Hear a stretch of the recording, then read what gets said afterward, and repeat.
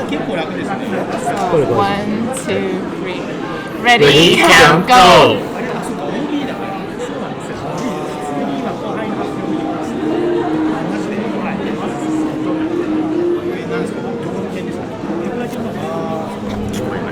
作曲者。本当にすごいですね。そんな能力もあるんですよ。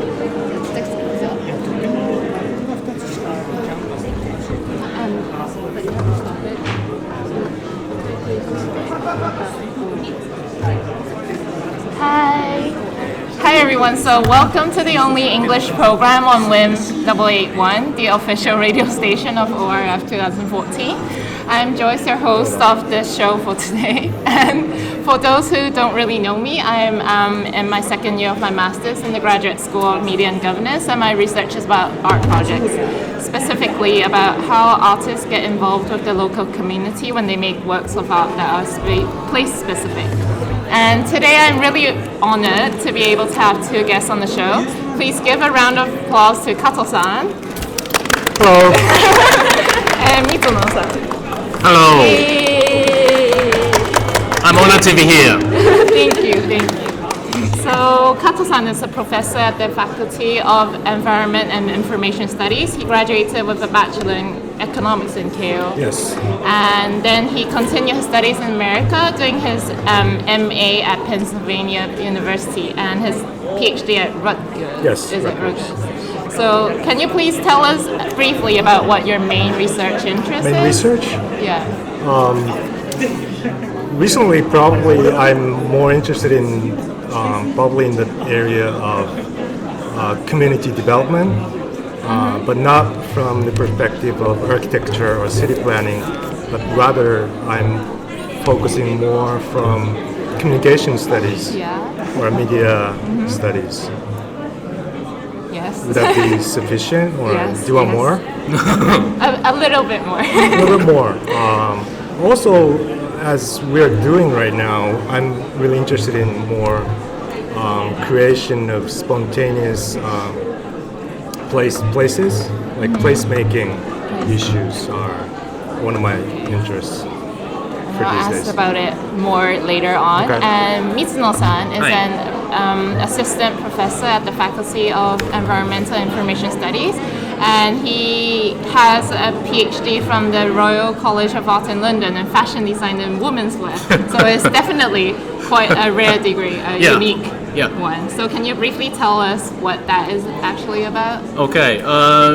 My PhD was on fashion design in women's wear, which is something very particular in its own right. And I am the only Japanese person who has got a PhD in that field. How And many people were there on your course? You mean the master degree first? Yes. Well, there are 12. 12. Yeah. And then as a PhD, I was the only one.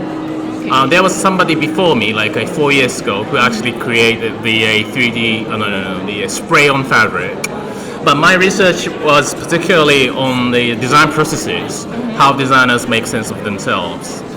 So, I kind of did the research through design kind of stuff, both in making and writing, and that's what I did basically. So it was specifically the design studies that I Design did. studies. Yeah. So firstly, I guess a lot of you who are not so familiar with us will be wondering what actually SFC and ORF is. I know the Japanese really love abbreviations. So let me start with a simple introduction to that. And SFC stands for Shonan Fujisawa Campus, and it's one of the few campuses of Keio University in Tokyo. But this campus is particularly well known for its innovative side, and we actually have 3D printers in the library, which I was really surprised when I came, and I still don't know how to use it, but yeah, we have it.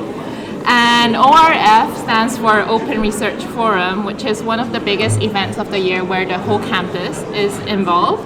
And basically we have a huge exhibition in central Tokyo in Roppongi. So let's move on to our first corner. It's called On and Off. And so both Kato-san and Mitsuno-san are very involved in a lot of different projects off campus as well as classes that we usually have. So why do you think it's so important that we learn outside school as well? I think one of the main emphasis I give to my projects are probably we learn by doing, and not many things are occurring actually in classrooms. And a lot of my impressions or practical experiences are probably brought about in the actual field. So that has to be off campus.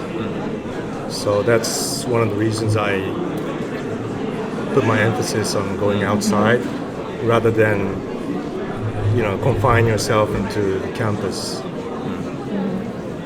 How about me? Hi. Well, as my field is specifically on design research through practice in particular, I'm heavily involved in the design research through practice from the field and from the showroom. From the field, what I mean by that is that just like the Kato sensei, there are many things happening off campus, and I have to search for that. In the context of fashion design, that means that some people are wearing really strange clothes in a particular place for the particular occasions, on one hand. But at the same time, it's not really just about the ready-made stuff. There are people making things as well. So nowadays, I visit places where people actually make things. And For example, where do you well, go for example, recently? well, it has been the case that the hobbyists are making things at home and stuff, rather than the manufacturers or the factory places. But with the rise of the culture like cosplay, many people are making things in various places, including co-working space or even like a festival kind of place, so on and so forth. So I'm really curious about how people gather information, how people gather materials to make things, and how people actually get together to make things all together. So those are the things I'm really interested in at the moment. And also the fact that when it comes to the exhibiting the stuff, as in the delivering the knowledge as a final product, I mean, you can't do that in a classroom. It doesn't really make any sense.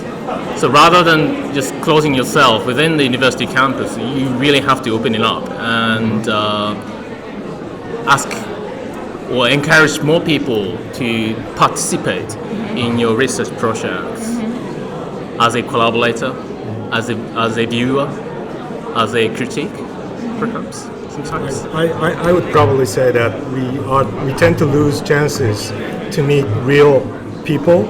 I mean, real adult people other than your parents or relatives.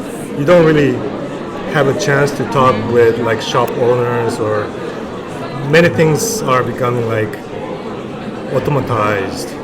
We don't even have to exchange words with somebody when you go through your day-to-day activities. So other than your parents or friends or relatives, it's important for us to get to know people who are there in the real world, day-to-day activities. In that way, we need to go outside the campus to meet people in some way. Yes, I agree. And well, I actually belong to Kato-san's laboratory, so I've been traveling to different local places in Japan, like Himi in Toyama Prefecture, But and I was impressed that she already went to all the prefectures in for Japan. I traveled What to all about the Misa-san? Have you prefectures. gone to all the prefectures? While I was in London, is that what you mean? Or have I been to all these various places in Japan? Is In that what you Japan, in Oh. Japan. No, but you were in London for like 13. 11 years old. 11 years. Did you travel a lot in UK? Well, actually, not much in the UK. In Europe? Outside, yeah, Okay. outside. But Joyce herself, she's done it in In 2 years. That's pretty amazing, I have to say. Yes, well, yeah, I really like traveling, and I just felt that, well, because actually there are 47 prefectures in Japan, Yeah. and I went to 45 of them in my exchange year, in 1 year, And during that time, like I didn't think that I would come back to Japan. Right. So I thought that I won't have enough time to see the whole of I Japan. see. That's why like I pushed myself Right. to go and see. Yeah. the Is that whole what of Japan. you had to do when you were in the exchange program? Is No, that- no, it's just Did you for have my to own attend interest. classes? Yes, yes, of course. So within 1 year, you have only really limited time to move about. Yeah. I mean, and then you Yes. managed to go 45. 45 Yes. after 47, and which is something amazing. So I have to say that there are still the prefectures I've never been to before. Like Aomori, for instance, I've never Yeah. been there. But I've most only- Japanese think that like they always have time to go when they're more free, but then in the end they don't get to go because they never plan it. Right, that's right. But they always think that they will have time in the future to do it. But yeah, but I With, think with yeah. my lab activities, I just started the way I do right now, maybe 10 years back. It's about 22 or 25 lecture out of 47, so That's quite a a lot. little bit more than a half, I think. Yeah. And you're planning to But I go have to to every. finish going to the old prefecture before I retire or I lose my energy or a passion to do so. No. I think it's really healthy that the people like Kato Sensei is around. Partially because many of the people who are born and bred in Tokyo, especially the really central Tokyo area, they believe, or they tend to believe that that's the only part of Japan. Yes. The rest is like a non-Japan. So, for instance, like Osaka, which is the second biggest city in Tokyo, or in very Japan, is very different culturally. It's really fun, and it has a longer history Yes. compared to Tokyo. But because it's 550 kilometers away, because it's second biggest, people in Tokyo don't really visit there. I think actually Osaka is still quite a big city, but like places like Shimane. Yeah, Or- even that. yeah. So it's even harder for It's even people harder from for Tokyo to people. visit those places. So I think it's really important that we encourage people, students go in to particular, those to go abroad or go to the different places in Japan Yeah. and have this sort of a relative views on things. Yes. The value is not just created in Tokyo. That's right. That should That be is very true. that should be addressed really strongly. Yeah. I think it's wonderful that you visited 45 Yes. prefectures Well, in 1 I year. That's actually, really amazing. I actually studied in the UK as well. But one thing that I noticed is that in Japan, like each prefecture really has its own specialty, like the food, the dialect or something. But like in England, it's more or less the same in the countryside. I feel, well, in my own opinion, it's like, Okay. well, yes, scones, afternoon tea, fish and chips, Yeah. in the whole of England. But in Japan, like in, for example, Iwate, you can find like wanko soba. or I don't know. soba. And then Right. like in Kyushu is famous for ramen and Yeah. like horse sashimi Yeah, yeah. in that area. So it's like it's really different. So that's one reason why like I really wanted to travel to the whole Right. of Japan because it's so different. But maybe it's because like Japan is a really narrow and long country, which makes the culture so different. Isn't that partly because you are foreigner? Yeah, that, well, I is that- like English I mean, culture as well. But yeah, that is one. But being a foreign that students is would make you more open to Yeah. various things that because might be true. Yes. How is that like in the United States? Because I know that the culture in the West and culture in the East is very different, and North and South is really different as well. And I'm particularly, say, for instance, like a big fan of gumbo food and so on, which is Gumbo? Gumbo. It's from Louisiana or somewhere. Okay. It's sort of like a mixture, sort of a cuisine of French, British, Mexican, and so on, and the African stuff. So it's a quite unique culture. I mean, Cajun and stuff, stuff like that. The use of these weird materials are really interesting for me. But probably what Mizuno-san mentioned pretty much applied to United States as well, Yes. personally. Oh yes. Because like the East Coast, like New York as a central city, it probably is pretty much the same situation as we think about Tokyo.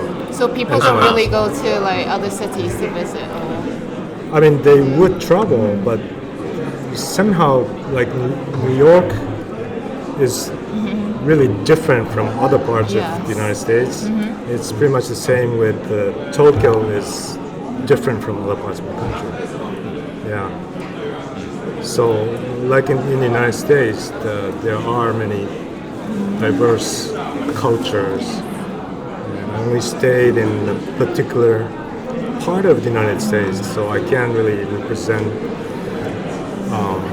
The whole nation. the whole nation and talk about it. And when Kato-san's laboratory, when we travel to different local places in Japan as a group to do field work, we actually call the activity camp. Camp, yeah. So what do you aim to do through camp? Yeah, actually, the term camp actually came from my friend. Actually, at the time she was working at the publishing company, and we were talking. We sometimes meet and do lunch together. Frequently, not frequently, sometimes, but as I was telling her about my recent activities, and we just came up with the term camp. And after that, But it's very different from like building a tent and everything. no. But as I tried to study a little bit, camp and campus had the same origin in terms of linguistics. This is the term Etymology. Latin kampsu Kamsu. means 広場 なんだ The agora. the ground Plaza. or the plaza yeah. or the place people would gather. So that's the basic together. origin of the fantastic. term. So Okay, I that's didn't know that as in well. one way we tried to design the campus as school activities. Yes. But at the same time, camp has the same, origin or same concept within it. So, and I thought that would be a nice contrast if you put campus on one side and camp on the On other, side. and we sort of complement each other to create learning opportunities. So that's how we started to call it camp. But people think that we are actually, do fishing and barbecue, and bring a lot of tents We have and curry things like sometimes. that. Well, we do have curries. And the It's- fact that you are actually taking advantage of the what's available at the site, I think that's the really cool idea. Whether it's fishing, whether it's making curry, I think what's fascinating, as far as I am concerned, is that the notion of the camp is sort of transferred to this idea of a bricolage or the making the best of what's available at the site. Yeah. And bring as little as possible. I think that's a really cool idea. And going back to what Kato-san said before, like through this camp activity that I've been to before, I actually got to interview like someone who makes Japanese wooden ships, and I also interview a balloon artist in Iwate Prefecture. And yeah, and these are just some people that I wouldn't get to know if I only went traveling by myself. So yeah, they were really, really great experiences for me. And Kato Laboratory, we've actually traveled overseas before 2 years ago to Helsinki. Yes. And so why did you had the idea to go overseas? Probably the year 2012, I think. That was when we went to Helsinki. Yes. We had experiences in Japan and Japanese communities for like 7 or 8 years. So simply, I just wanted to try whether or not that would work in foreign countries. So how was it? How different was it than doing Of it course, in Japan? language problems Yes. because I take my students together, so they all had some. I wouldn't say trouble, but some difficulties in It'll be communicating a with lot people. harder. Yes. But what I wanted to check was that the importance is the notion of camp. That doesn't have to be, directly connected to a particular local area. It's a matter of, way of doing or creating a method.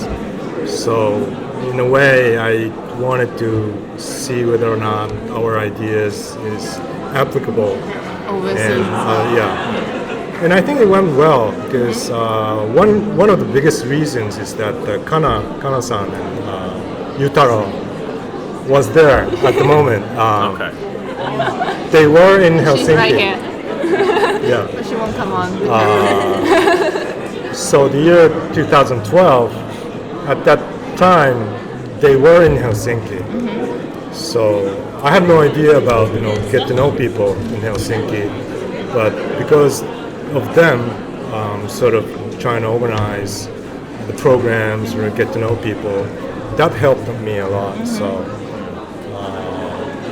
overall, I think that was very successful project then. Yeah, a friend of mine who went to Helsinki with the laboratory, she actually told me that it was a really good experience for her because, well, normally when you only go traveling overseas, you don't get to meet the local people and actually talk with them that much. So that was, really good in a sense that she got to really know someone local. And this is one reason why it inspired me to do a camp in Hong Kong next We're going to February. Hong Kong. Yes, because When? I'm actually February. from Hong Kong. Really? So we're now planning to go to Hong Kong Jesus. next February. You're leaving me alone. Yeah, please join us. If you Because have I'm really, time. really interested in how the Hong Kong rooftop community is.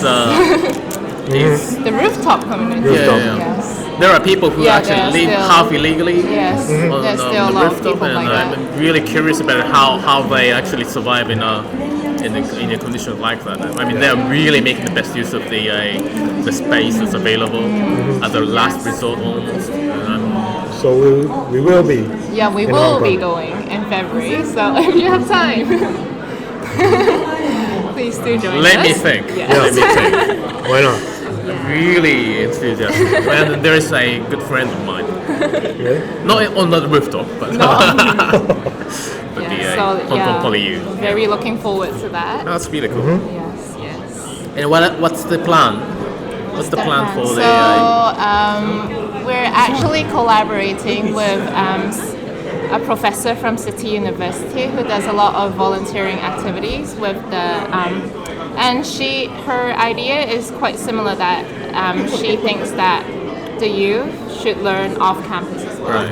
but through volunteering activities. So I'd probably yeah. make a pair, one from my Hong Kong. lab, and one from her lab. So that would create Wow. like 6 or To 7 do pairs what? to visit probably many agency visits, like elderly, like what was that was that part of volunteer? Yeah. Volunteering, students Like volunteering, visiting elderly. elderly that live alone Oh, and all that. Yeah. 施設なんていうの Care home. elderly Yeah. care home. Care home.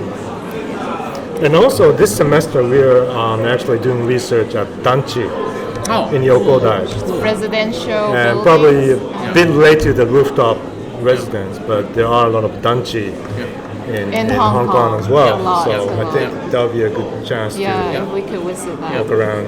yeah. That's really cool. That's really cool.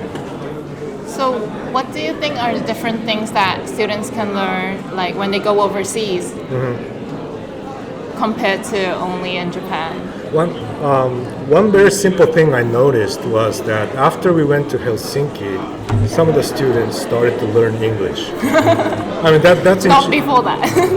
well, but that's very interesting way of motivating students to learn language. Yes, Because the yes. way language taught in Japan is rather boring. I mean, I wouldn't say meaningless, but it's not really practical at all. They start out from grammars and penmanship. I mean, writing. But important thing is to communicate really use in it. the actual context, right? So even though they weren't that successful in Helsinki, they actually realized, afterwards they realized that they should learn English more in order to, facilitate communication on site. So I don't know how they went because we didn't go again or went back again. So I don't know how they learned, but I think it definitely motivated students to learn language. That's a very simple sign of success or result of the project. Yeah, I think like for English, when people learn English in Japan, they're like almost forced to do it, and then people might not be very interested in the culture or something. But if people learn English because it is needed nowadays in like this global world. But like, for example, I learned Japanese because I really like Japanese culture, so I was really motivated to do a lot of work on it. So I think that's like a big difference why people don't, I don't know, they learn, well, like they don't improve as much as they could have if they would have been more interested in what's going on overseas. And what was the original question? I mean, what was the original line of the story you were leading to? I mean, what was, what would make variable in terms of learning in foreign countries? Was that your? I just forgot where you were getting at. What was the question that you began? I didn't ask a question. You didn't ask questions. Okay. I was just saying that, because I was really interested in Japanese culture. That's why I was really motivated to do it. But people many students in Japan are learn English because they're forced to. That's why they don't improve in English as much as they could have if they have been more interested in cultures overseas. So going abroad and actually meeting people, local people, is very helpful to motivate them. That should be interesting. So that's right. So all three of us have studied abroad before. Are there any like things that you've learned abroad that you don't think you would have if you stayed in Japan? Well, there are too many things to say. So, one thing I have to say first, obviously, is that I've never studied at the Japanese university. I only studied. So you studied in Japan until high school. Until high school, So that made it really difficult for me to sort of change my psychodynamics. We were also given the fact that I joined the British educational system, which you are almost forced to do the really higher degree of higher education, not from the sort of Ippan Kyoyo area, so general studies area that you have to go through as a Japanese undergraduate student as a first year. So suddenly you have to study a specific discipline, which was around art and design in my case, and I really found it difficult to keep up with the whole thing because you are made to think. So in Japan, you're not really. You are made to sort of remember things. What's being taught. I think that's very similar in Hong Kong as well. So you become really good at processing data, or you're good at really sort of recalling what's remembered and put it on the words or put it on the paper, but never being creative.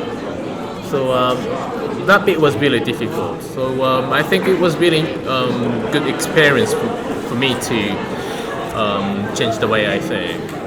But that's not really just about Japan overseas. It's really about high school, university as well. Yeah, that is true. Yeah. But in any case, that thing was the big cultural shock as far as I was concerned.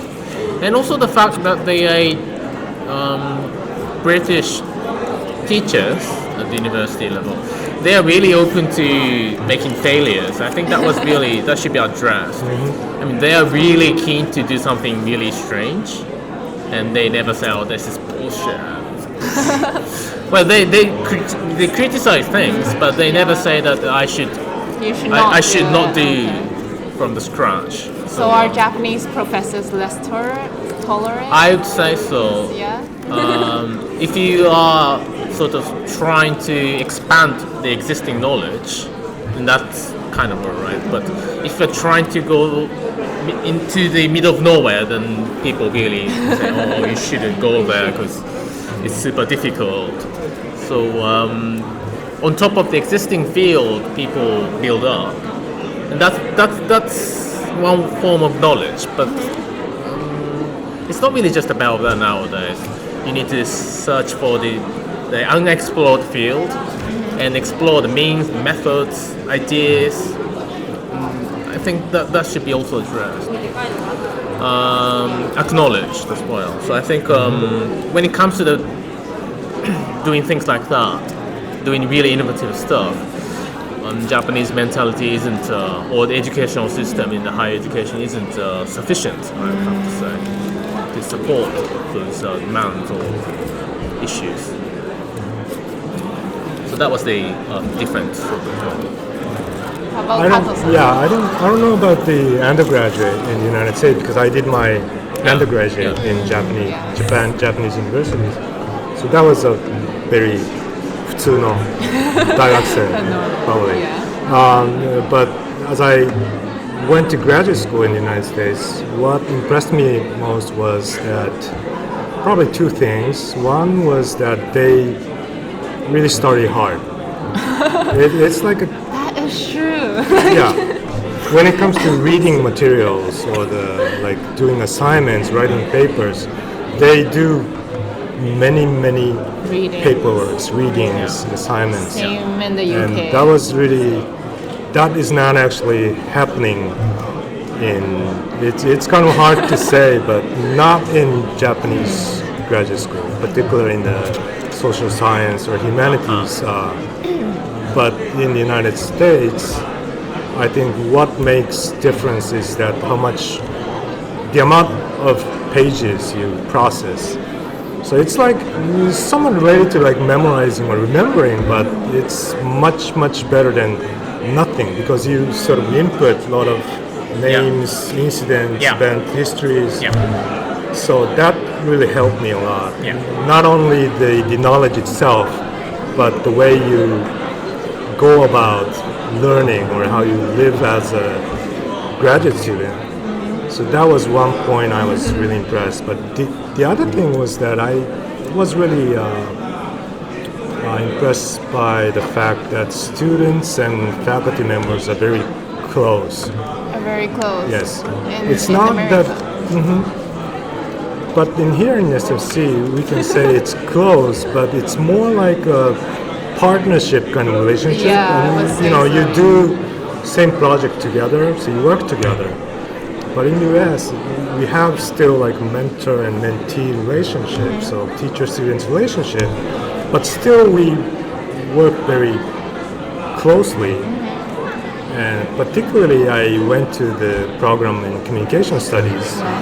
So I had to somehow communicate with faculty members. Otherwise, I get dropped out. I mean, it's not like simply I can, reading or writing would do. I had to really talk to my professor, so that really helped me a lot. Were there lots of other international students in America? First, when I went to University of Pennsylvania, there were like 2-3 Japanese students, Chinese and Korean students as but well. not a lot. Not a lot. Okay. But at the time, it was a time Japanese yen was stronger.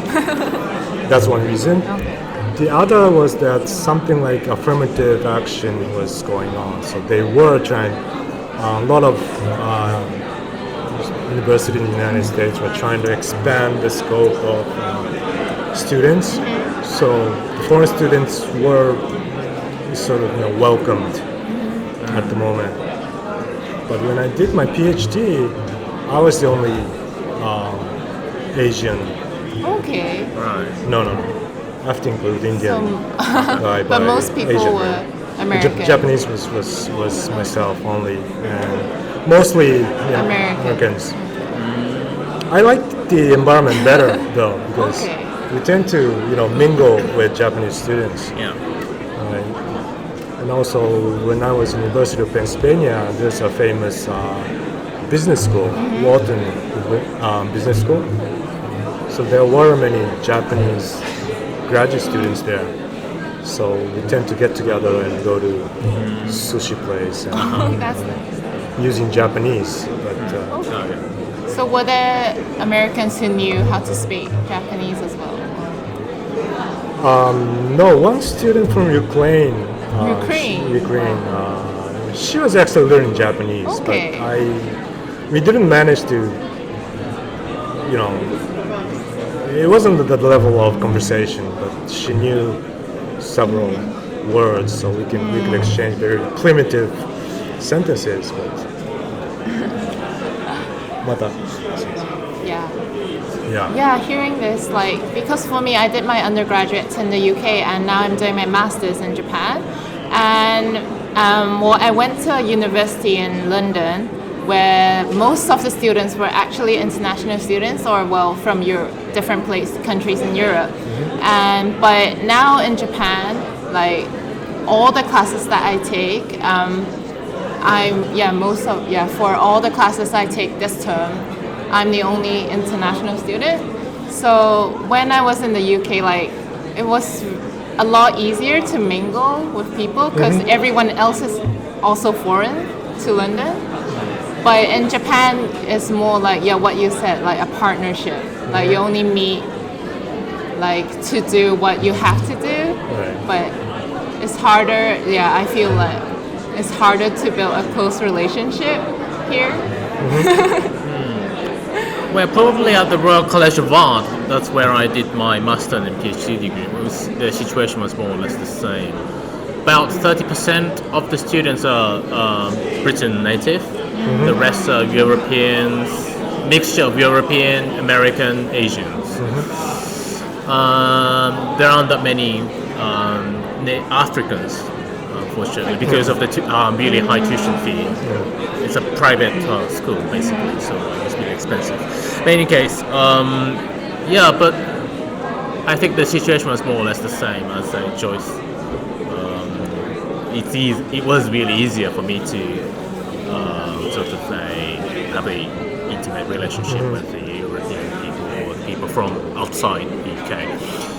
And talking about the communication between the tutors and the students, going back to that, it was really strange. But as soon as I moved to London, I began to associate with the British teachers. But we always say, I've never actually called British tutors Mr. blah blah or Professor blah blah blah. I always called their first name, Names. and so was the tutor as well. So whenever I speak in English to my students in the at the SFC, especially the Japanese guys, they say, "Oh, Mr. Mizuno or Professor Mizuno." And I feel really strange. I mean, well, it's right. I mean, grammatically, there's nothing wrong with it. It's just that it seems like there's a huge sort of wall between me as someone who actually teach and those who actually to study. It was never like that at least in the art and design field. You never have the right answer. It's always we were always dealing with a wicked problem, and so I think it was really interesting for me to have this difference between the art and design education, at least in the UK and here in Japan in general, how students treat professors and how professors treat students and vice versa. I think that's I think, important issue. I mean, it is the way you address your Your professor Yes. or friends. Yeah, or I whoever. can't call you by your first name. But that same thing I mentioned previously, but that same thing happened to me, that I was calling my advisor Yeah. in the United States as professor, or even I put doctor, Yeah. Nanta. I thought that was the polite way, or that Yeah. was to show my respect to the Yeah. people. But at that certain point in time, he actually told me really frankly that makes, that the way I talk itself sort of distantiate the relationships, Yes. that sort of thing. Then, I have to have, it has to be courageous to actually address your professor in first names, Yeah. right? But I don't think I can do that in Japanese. No, but you can do that in English, right? In It's a English, matter of the yeah. language structure. I think mean, so, yeah. The language in of Japanese language, that itself makes us harder Yes. to do that, because what's happening here, I mean, when we talk in English, do you feel a different way as compared to very the different, talk in actually. Japanese? Do you feel different? Well, I don't know, because well, there are a few things. One is that well, as I said, I was dealing with. Well, I'm also still dealing with this wicked problem. So nobody has the right answer. So that means that the professors always don't have the authority in saying this is right, this is wrong. He or she is never sure about that. So in that sense, naturally, the professors are aware of the fact that they shouldn't be that authoritarian sort of figure. So that's why, partially, they really don't like to be called as professors.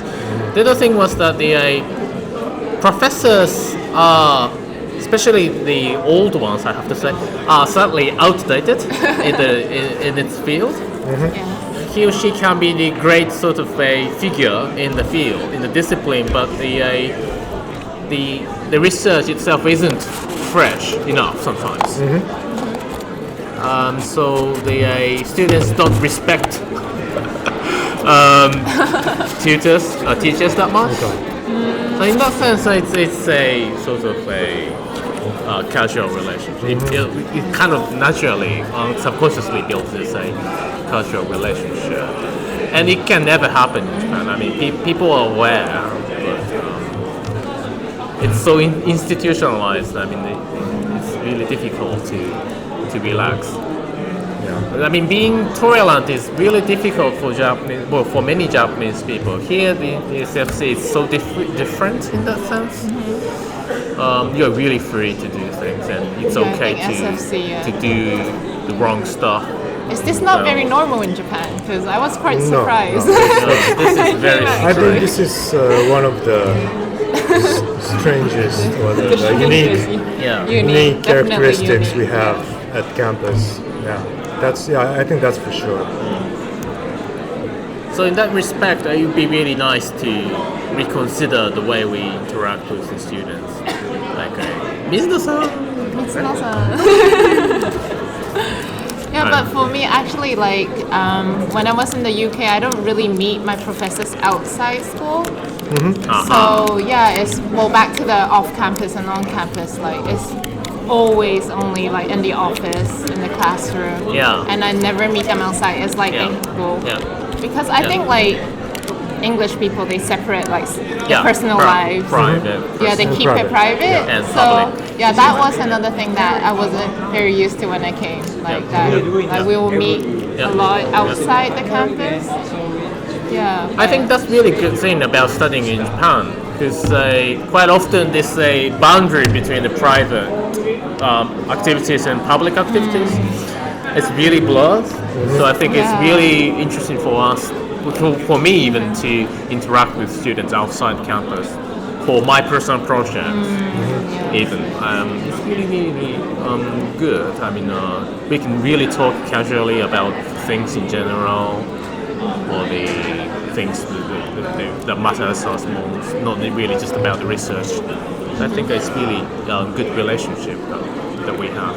It's particular, perhaps, to Japanese sort of people, I would say. But aren't Yeah, I you think so. losing your private life Private at all? life. So that's the really interesting thing. The private projects, public project, personal life, private lives, public lives. It's all intertwined. In So Japan, yeah, yeah, it tends to be like that. I don't really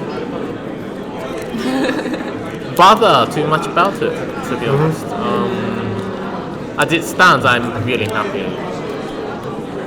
So maybe I may want to have. I do sometimes want to stay away from the students and spend my personal quiet time. But it's not really just about that. It can be about interacting with students outside. So, well, we talked about the advantages of learning off campus, but I guess there might be some people who are a bit afraid to go outside the box. So, You mean are they- abroad or abroad even, or even in abroad, Japan? I guess. Because actually, I know quite a few friends who do not want to go abroad at all. Yeah. So because for me, like I will just go anywhere if I had the opportunity. But so, are there any advice or things that you could advise those people? I don't know. I share the same sense that many students wouldn't want to go abroad when compared to my age. I mean, Okay. originally I didn't think of myself as learning in graduate school in the United States, but I simply wanted to live outside Japan for a while. I didn't have Do you any. think like you were really closed? Like you just wanted to see? I simply outside? wanted to, live outside Japan. That was my simple Okay. motivation, and I sort of shared the same feeling with my friends at the time. But So do you think As I- there are less young people who want to go abroad nowadays? very or- less. Really? How? Why? What happened? One simple answer, very 普通の answer. Probably partly because of the internet Of the internet. or the information technologies, because they don't actually have to Go abroad. leave Japan in order to see things. Many things are actually on the net, and you don't even have a time differences. Yeah. So at the time I was in Exactly. US, I had to care about the time differences. I have to care about the phone bills. Now we have Skype. Yeah. So it's not, I sometimes say in my Genkyukai, but it's a matter of understanding the way to say goodbye to your friends or families. When I left Japan, it was like, long time no see kind of, moment at the How airport. many years were you in America? 4 years. In total? Well, I came back in between, but 4 years was like, A long time back. yeah, quite a long time. I think. But right now, you can always, send messages over your phone. I mean, smartphone. So doesn't that makes it easier for people to go abroad? You can say that, but at the same time, that they don't have to, right? I mean, Because they know Because- about it already on their phones. and you don't actually have to go. If your friends can go, the important thing is to get connected with your friends. So it's not about yourself going out. So I think that's one reason I can come up with, but I don't know what else. Do you think? Well, less people- I think that's really the case. When you said go out of the box and to go to or to experience the unfamiliar situations, unfamiliar environments. But nowadays it's becoming harder and harder to find those unfamiliar situations, you can always search for it through the Google. So therefore, you don't really see that many unidentified, unfamiliar places, environments, people, situations. No. So people don't find it that valuable, maybe, to go out of the box, and that's the danger. Because you are actually destroying the serendipitous encounter. And we even think that it's dangerous. And Japan is said to be very safe and clean It is. country, and of course it could be more dangerous outside, but still, I think that shouldn't stop yourself from challenging or simply to go abroad. I mean, it was actually dangerous and it was scary when I was in The whole US, world is dangerous. but I don't know. That I learned a lot from that environment. So But Mizuno-san, why did you first decided to go abroad for university? My father actually studied at the UCLA, and he Okay. encouraged me to go abroad. He really encouraged, first of all, me to study in the United States. That's where I went during my high school years. Okay. During the summertime, but I wasn't too into that, so I decided to go to the United Kingdom. But I think maybe for the high school students, there's got to be someone who really influences you a lot, or something to inspire people to go abroad. And maybe for your generation, there was somebody or something to inspire people. So it's becoming, for the younger generations nowadays, it's becoming harder maybe to find people like that, or some things to inspire. Because after all, again, it's the inspirational sources that matters, and then you can find them on the web. On the web. Like we do now. But how is it different, like, than to actually go to that place and just looking at your phone? I don't know.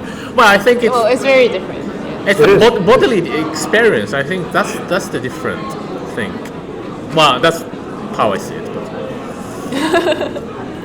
well, I mean, I would simply say that you have to actually touch it, or to feel it, right? I mean, you can't do it over the screen.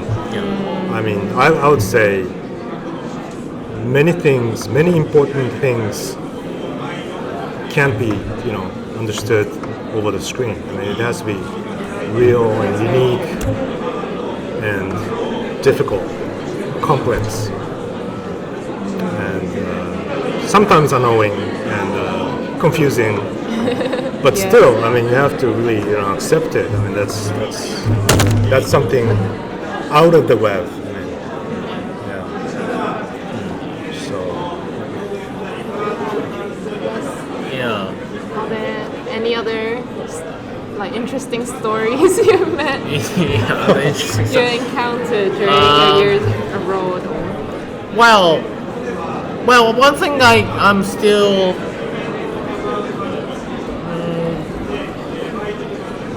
interested in is the getting a new knowledge from abroad. Even if you even if you work on the same project, the people abroad have different mindsets. Therefore, they come up with different results. Yes. Even if you translate the same book from one language to another, we end up in different translations or interpretations. I think it's really interesting for me to see that difference. I'm really happy to see the difference. So I really want to, still really happy to go abroad and gain this relative views on things. Kato-san, anything? We have 3 minutes left, so 3 minutes. any last word? I don't know. It's been more than I think 20 years after I spent my 4 years in the US, and I kind of miss that. So Do you want to go abroad again? yeah, why not? To another country or back to the States or Maybe to another part of Another the country. planet. Yeah, of the planet? yeah. Because I only have my experiences in Japan and US only, and I feel that is very limited. Even though I went to like sightseeing and things like that, but at least I want to stay like few months Few months. at least. But will you want to go to some like non-English speaking countries or? I don't know. There has to. I mean, there has to be English or Japanese. I think because otherwise I am nothing. I mean, I can't do anything. I mean, I would freeze, right? But there are many places. I mean, a little bit tying to the 47 prefecture thing. But when you go around the very globe, different, I mean, yeah. go around the planet. I mean, Yeah, for me, like, well, because I am learning Japanese, like, I would want to stay in Japan for at least a few years. I don't know how Yes. long, but I don't know. Sometime in my life, I think I want to go somewhere else again. did you 'cause- find your job yet? Oh no. But yeah, I'm aiming to find a job in Japan. But Job, yeah, love, whatever. Find a reason to stay in one place. No, Joyce And is then you- extremely rich, so Okay. no. that would be a problem. But yeah, I think even though like yeah, if I find a job in Japan, I would want to go somewhere else again in a couple of years. I don't know. Maybe when I have kids or something, it'll be cool. Yeah, to make them learn overseas. As well. How about Misuno-san? Is there anywhere else you would want to? Netherlands. live? Netherlands. Why is that? For the last few years, I visited Netherlands more than that of London for some reason. I'm really curious about their psychodynamics, cultures, people, design, things in general. Yeah, they're really good with design. Yeah, as well. really good. But they really have different ways of thinking. Really different. I'm really curious about that. It's a small, Small country. I have to say, They're small very small. country. Really flat. And the location is really nice Really because you can strange really place. Next to go to Germany, other countries. France. Belgium. So they really came up with a really interesting way of survival. I really appreciate that a lot. So if I have a chance, I'd love want to to go live back there or study there. Well, no. Another PhD. Leave work, do Leave something, work and do something that would be funny. cool, that would be cool. Yeah, that'd be So really we nice. might see Mizuno-san in Netherlands in a few years, maybe. I prefer to go to Australia. Australia. Australia. Actually, I want to go to Germany, but yeah. So yeah, thank you very much today you. for Thank you. Mizuno-san and Kato-san. And it was very nice to have you on my show. And yeah. So enjoy the rest we of should do this again. Maybe. Yeah, So, maybe. Yeah. It'd be good. I hope you enjoyed it, and I hope you enjoy the rest of ORF. It's till tomorrow. So if you have the chance, please come and see the other exhibitions that are very amazing as well. Yeah. We are all waiting for you at the open recess for Roppongi Tokyo. 音 Midtown. 楽流れるんだ。 Yay, 音楽 bye. 流れる。ありがとうございます。わかりました最後かっこいいね。おとなしいよな。なんか夏希もさ、ギターを見た？弾いてもらったみたい。友達に。あ、本当にすごいですね。